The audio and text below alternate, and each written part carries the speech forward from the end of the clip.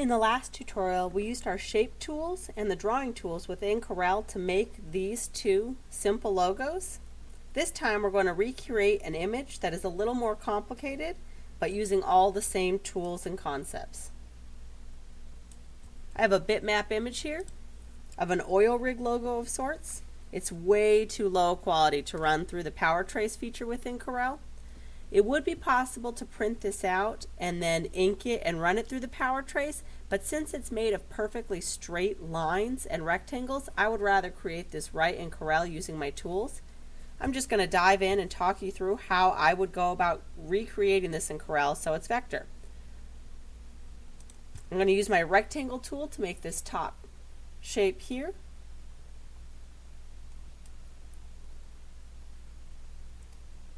Wow, this is a rectangle. If I grab my shape tool, I can add rounded corners, but I can't change the shape beyond that, and I don't want rounded corners. However, if I go to Object, Convert to Curves, it will make this an ordinary object in Corel, so that when I use my shape tool, I can edit the nodes. I'm going to go ahead and add a node on each side here by double-clicking. I'm going to move this top node over to the center till I get the midpoint notification, and then delete that node by double-clicking. Next, I have 3 more rectangles.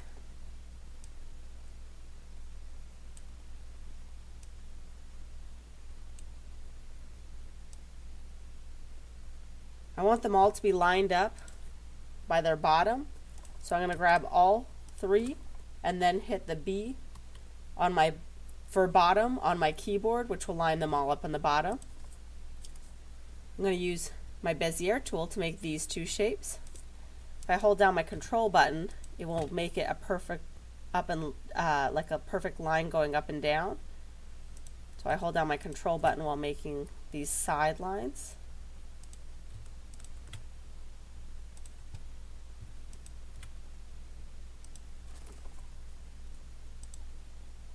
This next shape here, I'm going to make a rectangle that is the length of the larger side. And then I'm going to go ahead and grab my envelope tool and then hold down my shift button while dragging in these corners, which will make the other side come in as well.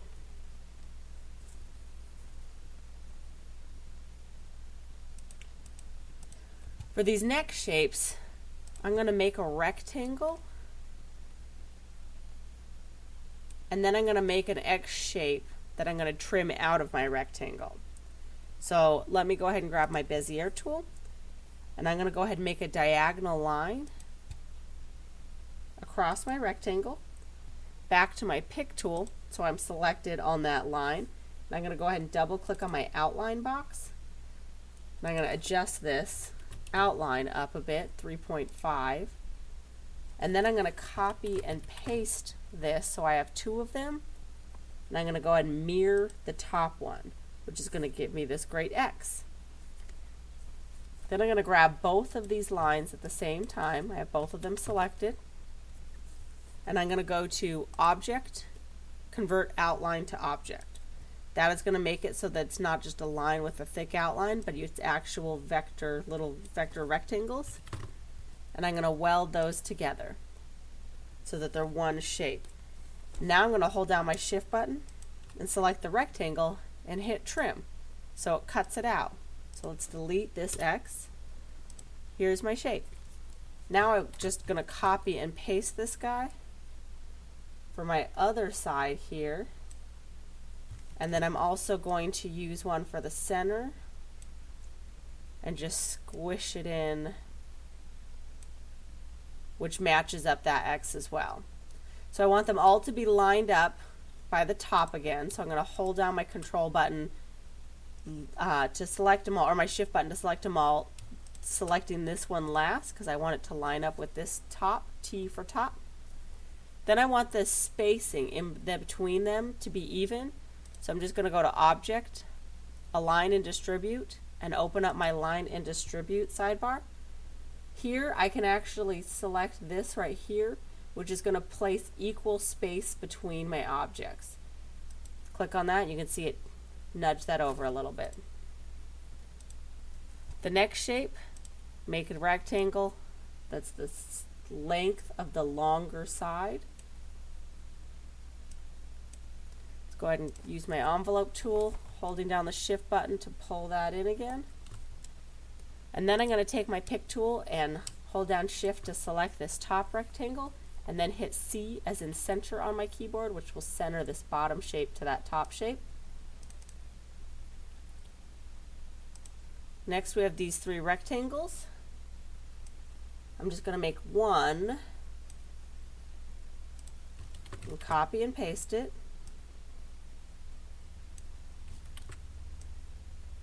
I'm going to do the same thing, hold them all down, T for top to line them up in the top, and then I'm also going to come back here and make sure that they're spaced out evenly.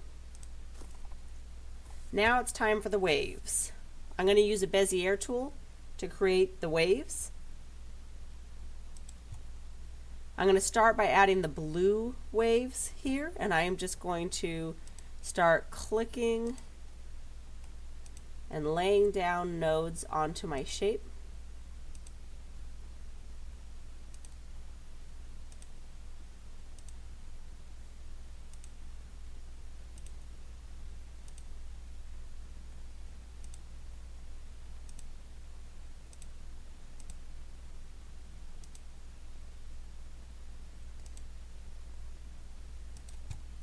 Once I'm finished, just bring it back around so it's a closed shape. Then I grab my shape tool, select all the nodes, and I'm going to convert them to curves. Now I'm just going to come in here and start adjusting my lines to match my design here. Anywhere where a node needs to be smooth, I'll go ahead and make it smooth. These both need to be smooth. This is by no means the only way that you could do something like this. This is just a way that I probably would go about this.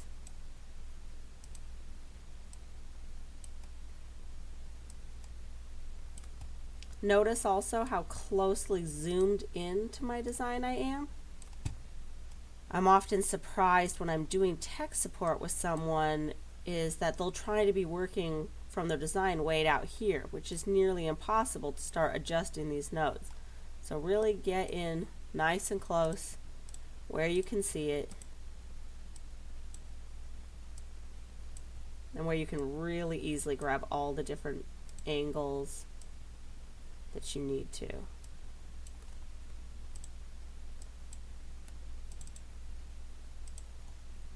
I just deleted that node. I felt like maybe I didn't need it. This is the nice thing, when I'm building these shapes, I'm really not very precious with them, because I know when I start coming in here and editing it that the nodes get moved all the time, or I need to add nodes or delete nodes.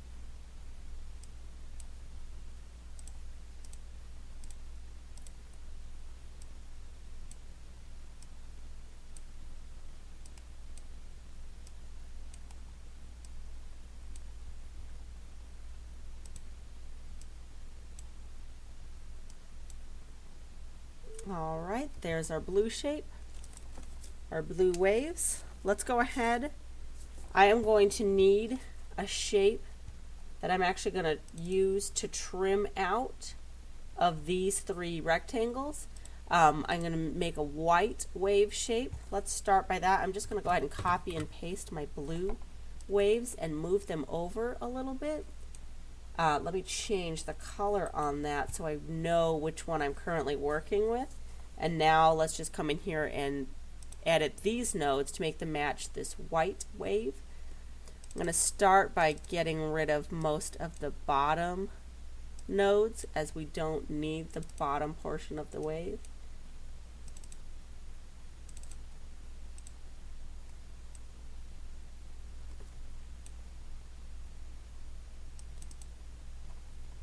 And then with the top part, we'll just start moving these around.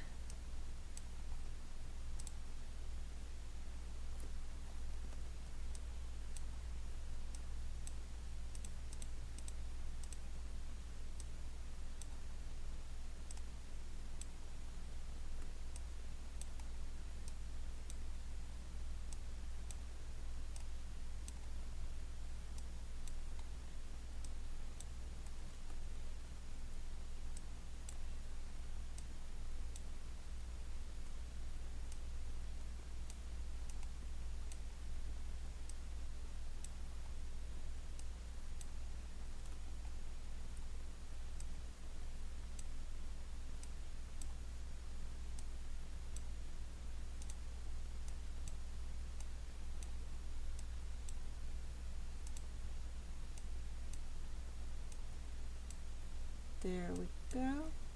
Once I have a shape that I like, I'm just going to use it to trim out these 3 rectangles. So hold down Shift, grab a rectangle, trim, and you can see that now it's cutting that away. And once I've done that, I don't even need this shape anymore, this pink shape. Just go ahead and delete it out. So the last thing I need to do is to make this droplet shape. I'm going to start with the light blue shape. Let me grab my ellipse tool, and I'm going to make an ellipse that is the general shape of the bottom half of my little teardrop here, my water droplet.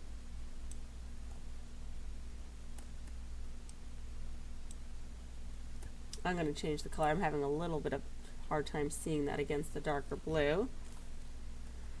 That looks good. Let's go ahead then and convert this to a curve. Now I can grab the individual nodes. I'm going to take this top node, and using the arrow button on my keyboard, I'm going to arrow it up. I could drag it up, but if I arrow it up, then I know it's going to be exactly in the correct centered position. Let's go ahead and make this a cusp so I can drag this down. Now with this side node, because this started as a circle, these are symmetrical. So if I pull the top one up, it also moves the bottom.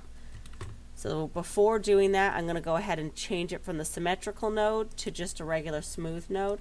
That will allow me the ability to pull the top part up without distorting the bottom part either. So we're going to do the same here. Just change that to smooth, pull it up.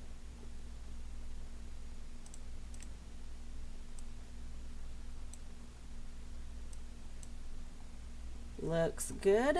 Let's go ahead and make the larger blue shape. I'm going to do that by grabbing my contour tool, and I'm going to click and drag outwards from my light blue. There we go. You can see it has a white outline for some reason. Let's give it a darker outline so we can see it. And then we'll just break contour group apart so that's separate. And then I'm going to use the contour tool again, and this time for my white teardrop shape. Looks good. Same thing, object, break, contour group apart. That just makes it so that I can now click on this inner one and adjust it, where I need to use my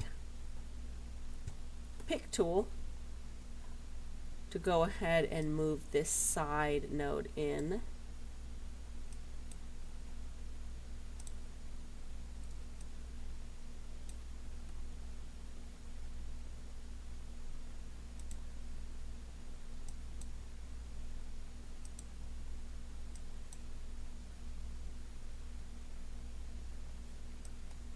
There we go, I got a node there. I'm just going to delete this one to make it nice and smooth. That looks like it lines up nicely. Perfect. Now I'm going to use my pick tool, and I'm going to drag a selection box around all of the middle pieces, all of these pieces here.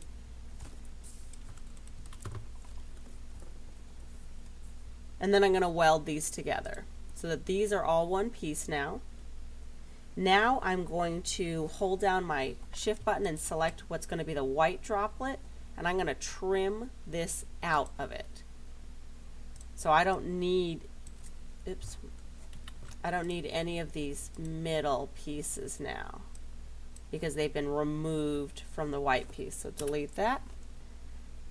So the top shape here is white. This middle shape here is a light blue. There we go, it's a little better. The outer side is a dark blue. Select everything, remove the outlines. There we go. I'll probably do a little better job finding correct colors. But this is how we can create an image right inside of Corel using the tools. So even though this may feel complicated, if you just start out going one shape to another, it's actually much more doable than you would think. So this is how I would take an image like this that's bitmap and create it into a vector image, just using all of the tools that I have in CorelDRAW.